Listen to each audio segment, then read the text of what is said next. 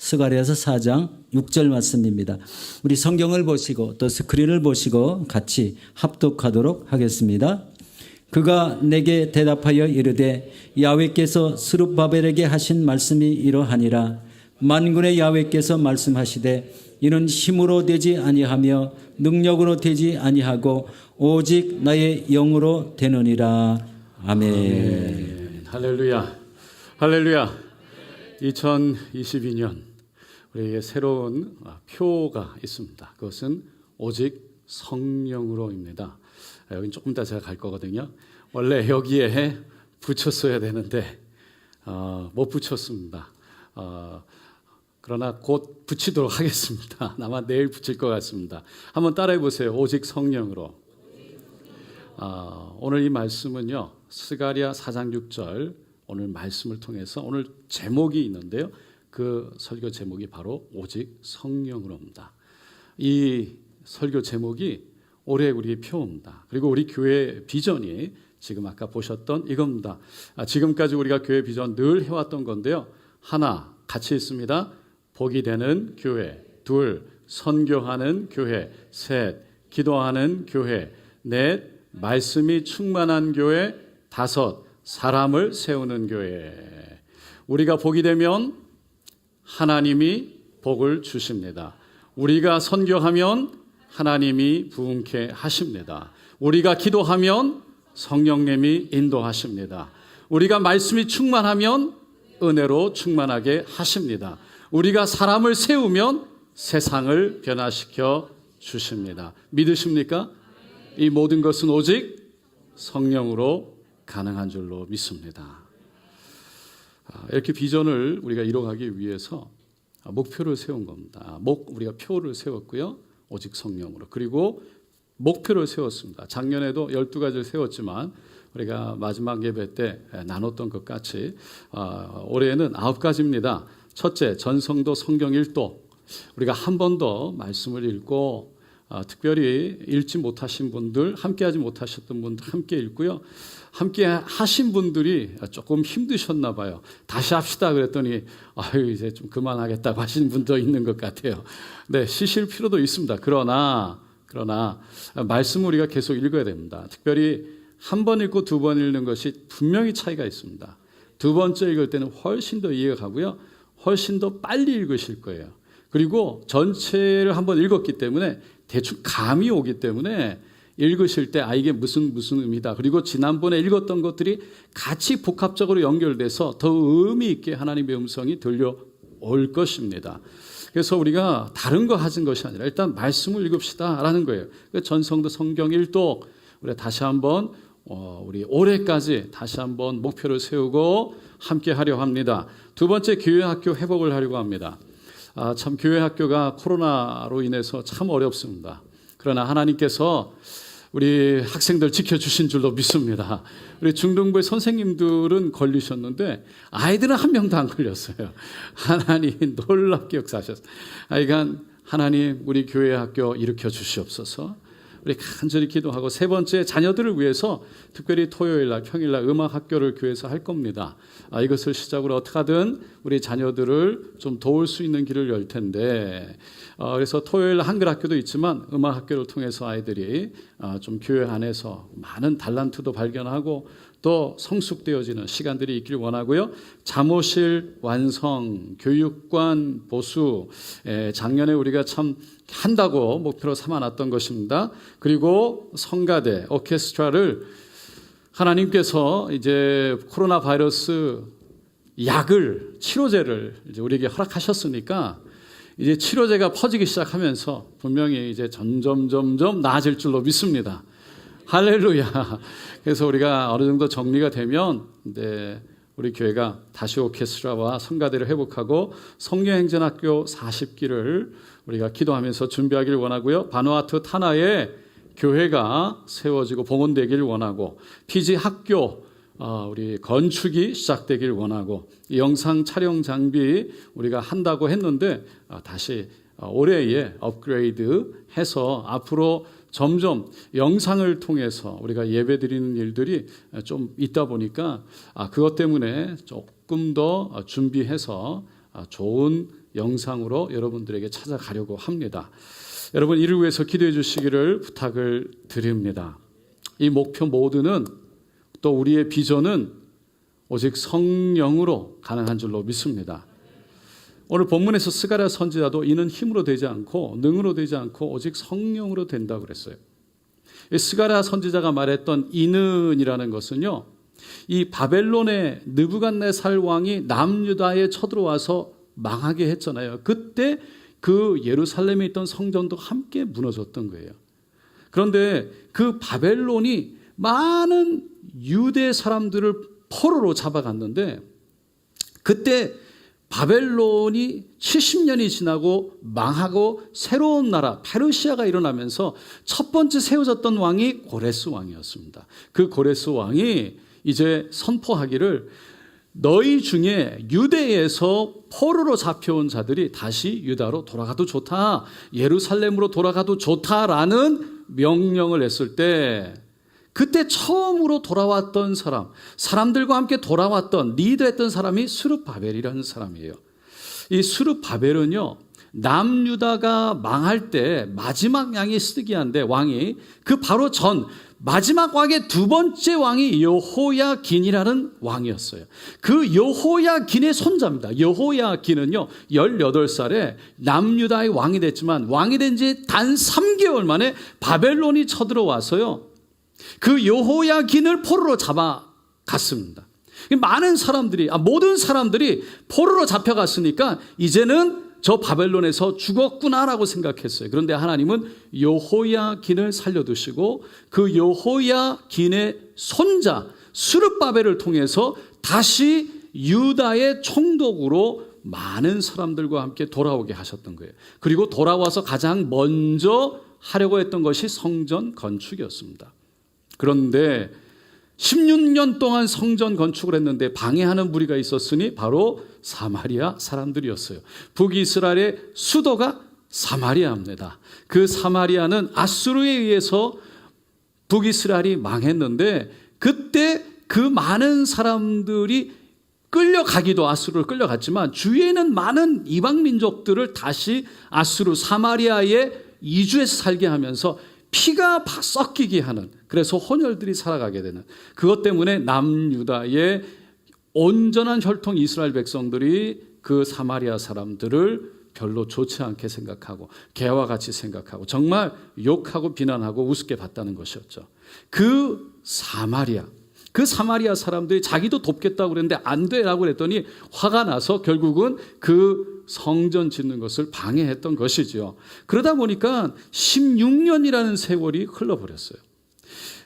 그때 스가랴 선지자가 한 말이 바로 오늘 본문 말씀입니다. 이는 힘으로 되지 않고 능으로 되지 않고 오직 성령으로 성전은 세울 수 있느니라. 공사가 중단되고 시간이 흘러가면서 사람들이요 그냥 가만히 있을 수가 없잖아요. 가정이 있고 자녀가 있으면요 그 아이들을 먹이고 부양하고 일을 해야 됐어요. 그러니까 밖에 나가서 점점 일을 하다 보니까 점점 일상생활에 빠져들게 되는 거죠. 그러다 보니까 이 성전을 짓는 것이 점점 어려워지는 거예요. 성전을 지은 그런 꿈을 가졌는데 점점 자기 일들이 바빠지니까 그 성전을 짓는 일들이 부담이 되는 거예요. 내 일을 내려놓고 성전 짓는 데 와서 봉사를 해야 되는 거예요. 그게 부담이 되기 시작했어요. 이 스룹바벨도 그것을 보니까 부담이 된 사람들을 억지로 할 수가 없으니까 어떻게 하지? 결국 이스라엘에 16년이라는 시간이 지나가면서 정말 성전이 세워질 수 있을까? 그러면서 희망이 점점 사라질 때였어요. 스가랴 선지자는 그런 백성들을 향해서 아니야, 하나님을 바라봐 라고 말했습니다. 하나님께서 하시면 되는 거야 라고 말씀해요. 우리의 힘이 아니야, 우리의 능이 아니야, 하나님이 하시면 돼 라는 것이었어요. 그럼 무슨 말입니까? 하나님을 의지하자는 것이었어요. 하나님께 기도하자는 것이었어요. 하나님을 바라보자는 것이었어요. 여러분 오늘 여기 보면요 하나님을 바라보자, 하나님을 의지하자, 그것을 오직 하나님의 신, 하나님의 영으로 가능하다고 그랬어요. 그 말이 무슨 말입니까? 성령이신 줄로 믿습니다. 여러분 성령이 누구시길래 모든 사람들이 지금 포기하고 있고 안 되는 것 같은 분위기 속에서 성령 하나님의 영이시면 가능하다고 얘기했을까요? 성령은 누구십니까? 할렐루야. 성령은 누구십니까? 하나님이신 줄로 믿습니다. 다시 말해서 성령으로 가능합니다. 그 말은 우리 성령님은 도깨기 방망이 같은 분이 아니라는 거예요. 여러분, 요슬램프 지니처럼 나와가지고 뿅 박수치며 저절로 모든 것이 해결되는 그런 하나님이 아니라는 거예요. 여러분, 성령님은요, 어떤 큰 힘도 아니고 능력도 아니고 불도 아니고 물도 아니고 바람도 아닙니다. 에너지가 아니에요. 권세가 아니에요. 물론 성령님은 불같이 임하실 수 있고요, 물같이 역사하실 수 있고요, 바람같이 운행하실 수 있습니다. 그러나 바람이 아닙니다. 불이 아닙니다. 능력이 아닙니다. 에너지가 아닙니다. 성령님은 우리를 도우시는 보혜소로 이 땅에 오신 하나님이신 줄로 믿습니다. 삼위 하나님, 세 분 하나님의 한 분, 한 위격으로 하나님이시라는 거예요. 하나님, 아버지, 예수님, 그 아들 성령님. 그래서 그 성령님이 삼위일체로 온전하게 삼위격으로 계시면서도 온전한 일체를, 완벽한 일체를 이루시고 존재하시는 분이 하나님이세요. 그러니까 엄밀히 말하면 하나님은 하늘 보좌에 앉아 계시고 예수님이 그 오른쪽에 앉아 계시고 성령님이 오늘 이 땅에 우리에게 보내심을 받으신 것입니다. 그래서 예수님이요, 요한복음 15장 26절 27절에 이렇게 말씀하셨어요. 내가 아버지께로부터 너희에게 보낼 보혜사, 곧 아버지께로부터 나오시는 진리의 성령이 오실 때에 그가 나를 증언하실 것이요, 너희도 처음부터 나와 함께 있었으므로 증언하느니라. 하나님 아버지가 보혜사 성령, 진리의 영으로 이 땅에 오신다는 거예요. 그 성령님은 예수님을 증거하시는 영이라는 거예요. 믿으십니까? 성령님은 곧 삼위일체 하나님이시기 때문에 그 하나님의 성품과 하나님의 인격을 그대로 가지고 계세요. 뿐만 아니라 우리가 하나님의 형상을 따라 지음을 받았기 때문에 우리 생각하고 우리가 느끼고 그리고 우리의 의지로 결단하고 결정하는 그런 결심할 수 있는 것처럼 성령님도 똑같이 그렇게 생각하시고 느끼시고 의지가 있어 결단하고 결정하시는 거예요. 그래서 그분을 우리가 또 우리 같은 인격을 가지고 계시기 때문에 그분에게 등을 탁 돌리고 그분을 외면하면요, 그분은 우리가 어떤 사람이 우리에게 사랑한다고 해놓고서 갑자기 어느 날 등을 딱 돌렸을 때 마음이 아픈 것처럼 성령님은 마음이 아프신 거예요. 이것을 사도 바울이요, 로마서 8장 26절에 이렇게 말했어요. 이와 같이 성령도 우리의 연약함을 도우시나니 우리는 마땅히 기도할 바를 알지 못하나 오직 성령이 말할 수 없는 탄식으로 우리를 위하여 친히 간구하시느니라.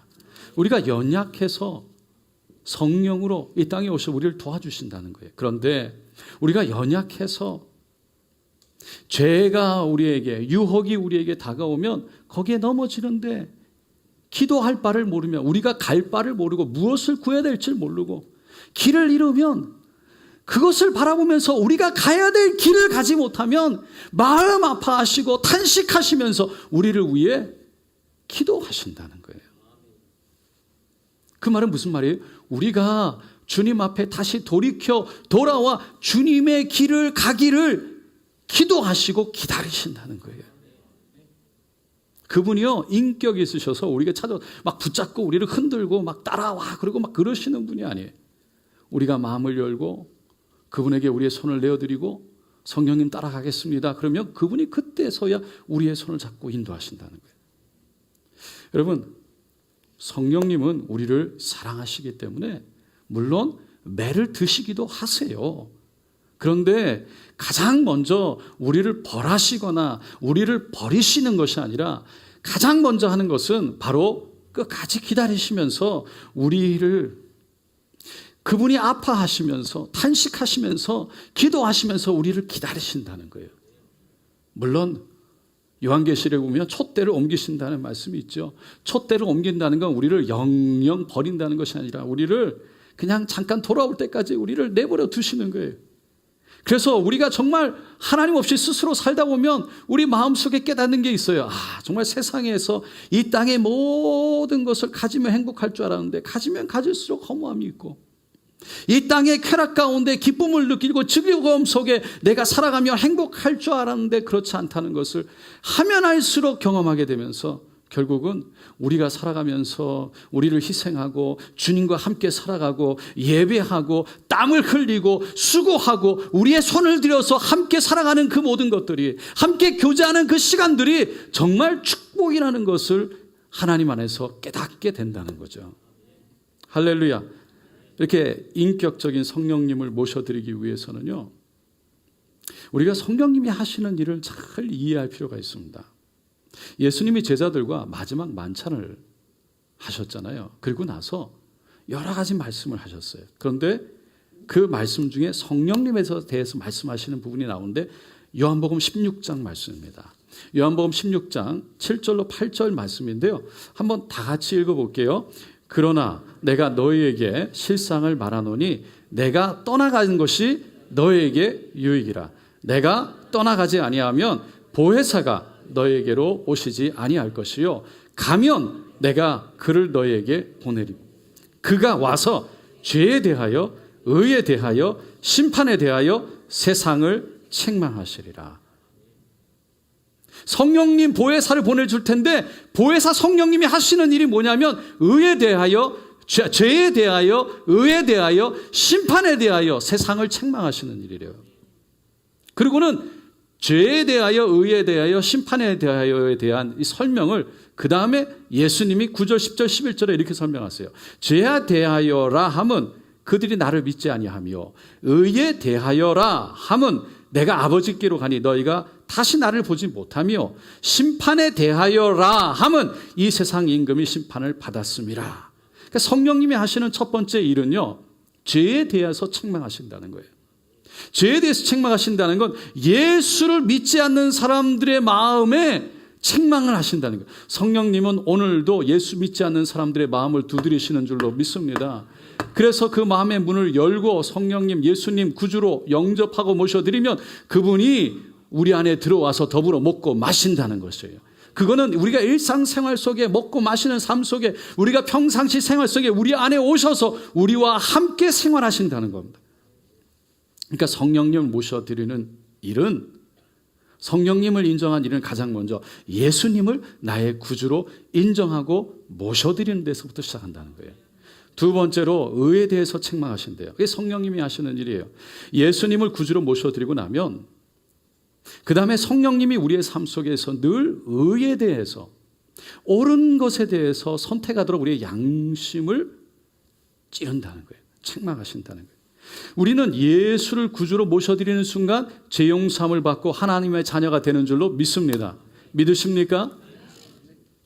이것을 신학적으로 말하면 정말 예수를 모셔드리면, 정말 우리의 죄가 용서함 받으면 의롭게 되었다는 거예요. 우리가 죄가 있는데도 예수님이 십자가에 달려서 우리의 죄를 다 짊어지고 돌아가셨고 그분이 나의 구주가 되셔서 메시아 주님 되셨다고 고백하는 순간 바로 우리의 죄를 주님이 다 믿음대로 용서하여 주시고 우리가 죄 없다 함을 입었다, 의롭다, 죄 없다 함을 입었다라고 하신다는 거예요. 여러분, 이제 죄 없다, 의롭다 하셨 그 하나님의 말씀에 합당하게 살아야 되는데, 할렐루야.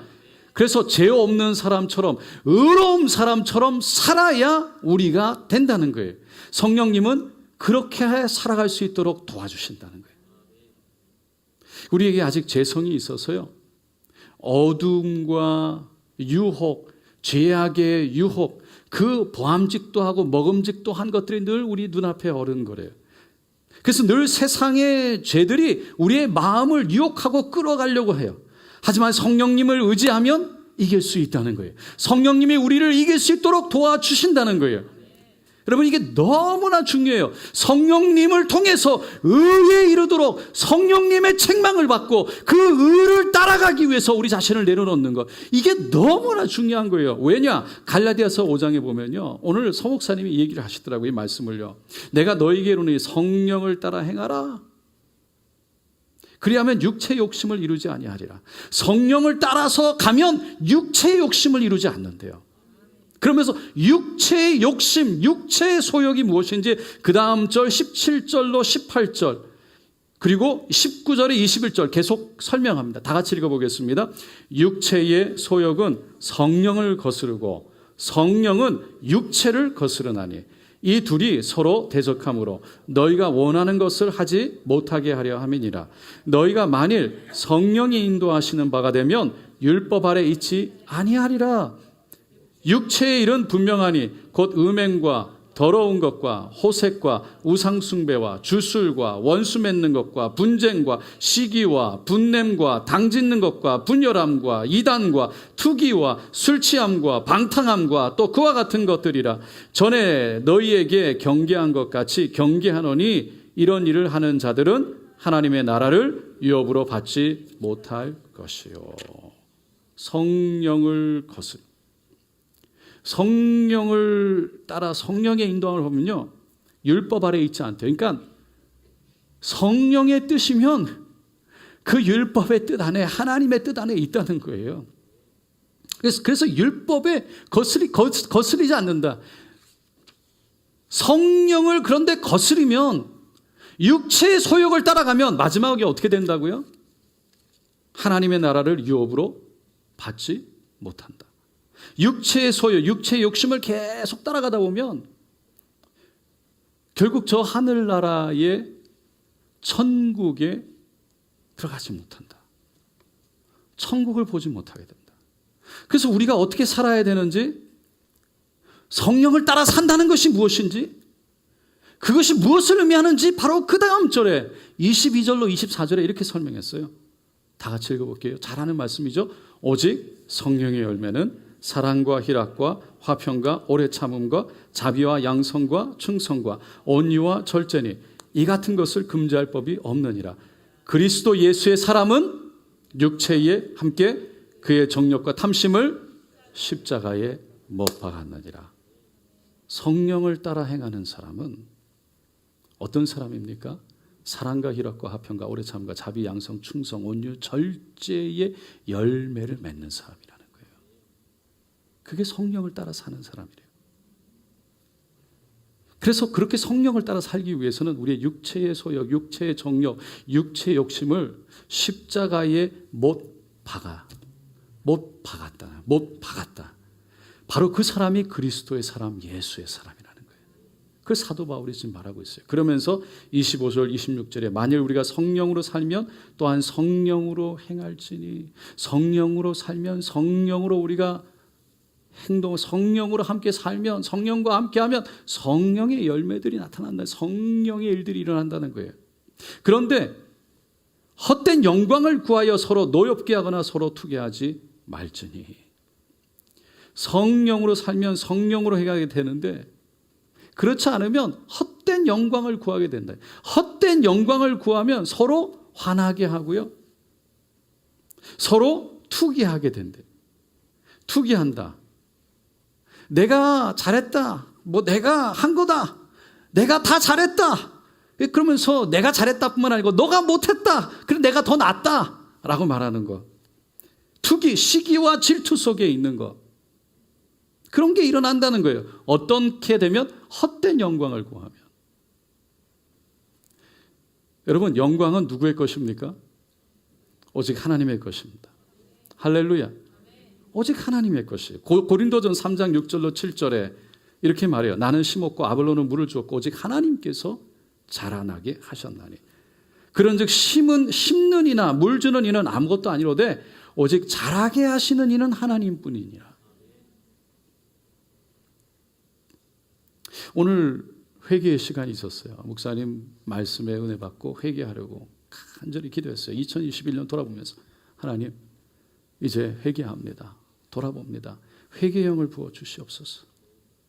기도하는데 제 마음속에 할렐루야.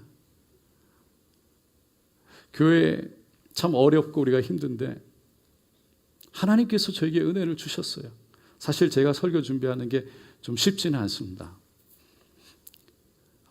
근데 그래서 제 마음속에 하나님이 은혜를 주셔서 생각지 못한 말씀들을 생각나게 하시고 준비하게 하시고 그렇게 제가 그거를 그냥 같이 나누는데 하나님의 은혜가 임하는 걸 제가 은혜를 받으니까 하나님의 은혜가 있는 것을 경험하는 거예요. 느끼는 거예요. 그 제 마음속에 기도하는데 느껴지는 게 뭐였냐면 그래도 내가 그래서 설교를 그래서 잘해서 이렇게 지금 간다. 그 마음이 제 안에 있더라고요. 할렐루야. 부끄럽습니다. 여러분, 그러나 오늘 여기서 보면 나는 심었고 아볼로는 물을 주었다 그랬어요. 여러분, 심는 사람이 있고 물을 주는 것이 잘한 겁니까? 잘했습니까? 잘했지요. 할렐루야. 여러분, 제가 지금 얘기하는 건 여러분 잘하고 계세요. 잘하고 계십니다. 물을 줘야 됩니다. 누군가가 심어야 돼요. 잘하는 거예요. 그런데 그렇다고 해서 잘하는 것과 그것 때문에 잘된 것과는 차이가 있습니다. 우리 교회가 잘 되는 건 오직 하나님의 은혜예요. 할렐루야. 오직 하나님께서 우리 교회에 열매를 맺게 하신 건 오직 하나님이 하신 거예요. 제가 못한 건 아니고 제가 할 일을 하나님 앞에서 제 할 일을 제가 하나님 앞에서 잘하고 있는 것뿐이에요. 제가 지금 얘기를 하는 건 여러분도 똑같이 하시라고 그러는 거예요. 할렐루야. 제가 오늘 회개에 대한 얘기 할 거거든요. 회개한다고 해서 맨날 여러분 하나님 앞에서 난 못해, 난 아무것도 아니야, 나는 부족해, 이게 아니라는 거예요. 잘하고 있어. 내가 잘하고 있지만 내가 잘해서 잘 되는 게 아니에요. 하나님이 하셨다는 거예요. 누가 영광 받으셔야 돼요? 하나님이 영광 받으셔야 돼요. 그거를 잘 구분해야 돼요. 늘 내가 못하고 내가 늘 아무것도 아니고 그게 아닙니다. 나는 하나님께서 귀하게 보는 하나님의 자녀예요. 하나님이 나를 위해서 십자가에 돌아가셨어요. 아무것도 한 것이 아니라 너무나 귀한 존재예요. 하나님이 도우셔서 잘하고 있어요. 할렐루야. 그럼에도 불구하고 내가 잘해서 그런 것이 아니라 오직 하나님이 하셔서 오직 하나님의 은혜로 잘 된다는 거예요. 그거를 깨닫는 거예요. 그래서 오직 영광 받으실 분은 오직 하나님. 그러면서 그 다음 장에 보니까 갈라디아서 6장에 8절 9절에 이 모든 걸 정리해서 이렇게 말해요. 자기의 육체를 위하여 심는 자는 육체로부터 썩어질 것을 거두고 이 땅에 자기의 욕심, 자기의 이름, 자기의 내가 잘해서라는 그 헛된 영광을, 헛된 욕심을 육체를 위해서 심는 자는 결국 육체의 것을 거두게 될 것이고 성령을 위하여 심는 자는 성령으로부터 영생을 거두게 된다는 거예요. 우리가 선을 행하되 낙심하지 말지니 포기하지 아니하면 때가 이름에 거두리라. 육체를 위하여 심는 자는 육체로부터, 영을 위하여 심는 자는 영으로부터 결국은 성령의 영생을 얻게 된다라는 것이에요. 그래서 그것을 알기 때문에 성령을 쫓아 우리가 끝까지 하나님의 뜻 안에서 선을 행하면 그 하나님의 선을 쫓아간다는 것이 쉽지가 않아요. 성령을 쫓아간다는 것이 쉽지가 않아요. 그래서 내가 희생되어지는 것 같고요. 정말 아무리 선하게 하는 것 같아도 열매가 없는 것 같고 아무런 효과가 없는 것 같이 보여서 때로는 실망이 되어지고요. 때로는 좌절이 되어지고 낙심이 되어진다 할지라도 포기하지 아니하면 하나님의 선을 행하되 포기하지 아니하면 낙심하지 아니하면 때가 이름에 거두리라. 무엇을요? 하늘의 것을, 성령의 것을, 하나님의 축복을 거두게 된다는 것입니다. 끝까지 성령의 인도 가운데 의에 대해서 양심의 찔림 앞에 민감하게 반응하고 우리의 마음을 열고 하나님의 선을 쫓아가고자 날마다 노력하는 그 사람에게 바로 하나님의 성령이 임해서 그를 통해 하나님이 역사하여 주신다는 것입니다. 할렐루야. 세 번째로 성령님은 심판에 대해서 책망하신다고 말합니다. 앞에서 읽은 요한복음 16장 11절에 심판에 대하여라 함은 이 세상 임금이 심판을 받았습니다. 세상 임금은요 사단을 말하고 있어요. 그러니까 지금은 사단이 공중권세 잡았다고 자기가 예수 믿는 사람들을 내가 갈 그 자리에 함께 가겠다고 그렇게 온갖 짓을 하며 다 뛰어다니고 그러지만 결국 마지막에 그들은 심판받게 될 거라는 거예요. 하나님 앞에 서게 될 거라는 거예요. 심판의 날은 예수님이 다시 오시는 날인 줄로 믿습니다. 예언계시록에 보면 그 마지막 날에는요, 천사 하나가 와서 사단을 잡아다가 무저경에 집어넣는데요. 그때 믿지 않는 사람들도 다 끌려가서 결국 심판을 받게 된다는 겁니다. 그래서 성령님이 심판에 대해서 책망한다는 것, 곧 천국과 지옥이 있는 것을 증거하신다는 거예요. 할렐루야. 마지막 날에 예수님이 다시 오실 줄로 믿습니다. 그날에 천국문도 열리고 지옥문도 열릴 것입니다. 여러분, 이 말씀을 들으면 기쁨이 되십니까? 아니면 두려움이 되십니까? 할렐루야. 천국문이 열리는 게 기쁘십니까? 지옥문이 열리는 게 두려우십니까? 할렐루야. 둘 다 일어날 거거든요. 지금 여러분의 마음이 어떠세요? 아니, 목사님, 지금 올해 첫 예배에 왜 그런 말씀을 하세요? 이유가 있습니다.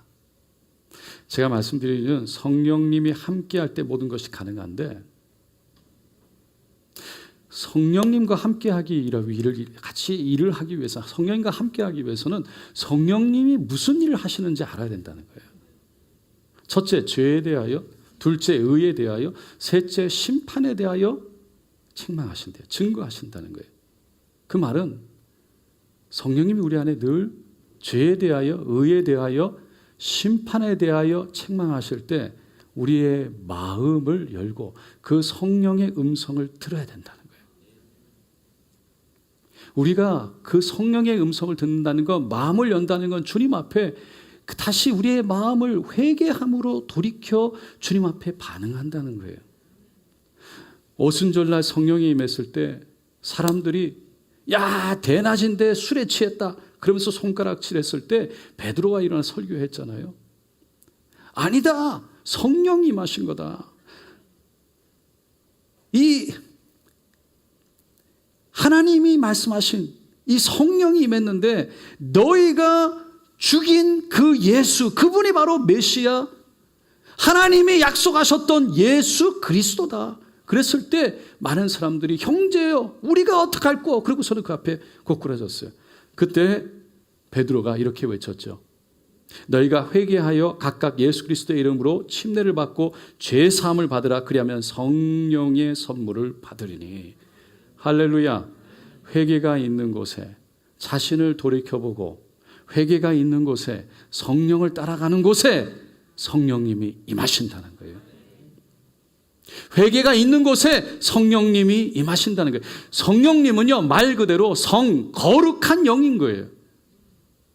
그래서 회개가 있는 곳에, 다시 말해서 우리는 늘 부족하지만, 늘 넘어지지만 하나님 앞에 우리를 돌이켜 주님 앞에 나아가 우리를 그대로 내려놓고 예수의 보혈로 용서버려서 내가 예수의 보혈로 하나님의 자녀가 됐음을 다시 선포하고 고백할 때, 겸손히 그분 앞에 나아갈 때 성령님이 우리에게 찾아오셔서 우리를 위로하시고 끌어안아 주실 줄로 믿습니다.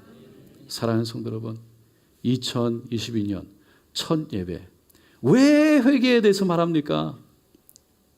여러분, 회개가 있는 곳에 진정한 기쁨이 있습니다. 왜 그렇습니까?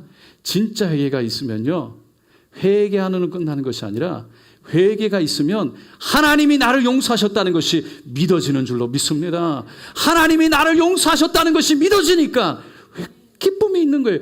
하나님의 임재가 있어서 우리가 그 사랑의 기쁨도 있지만, 하나님이 여전히 내가 부족함에도 불구하고 주님 앞에 고백하고 주님 앞에 진정으로 회개하고 나아갔을 때 하나님이 나를 버리지 아니하시고 나를 끌어안으시고 내가 너를 사랑한다, 그래 잘 왔다 말하는 그 음성 가운데 내 마음이 하나님이 나를 여전히 사랑하시고 여전히 나를 붙들고 계시는 그 마음이 느껴져서 그 기쁨 가운데, 그 사랑 가운데 정말 하나님 앞에 일어나 하나님을 바라볼 수 있게 된다는 것이, 사랑하는 성도 여러분, 회개가 있는 곳에 용서가 있습니다.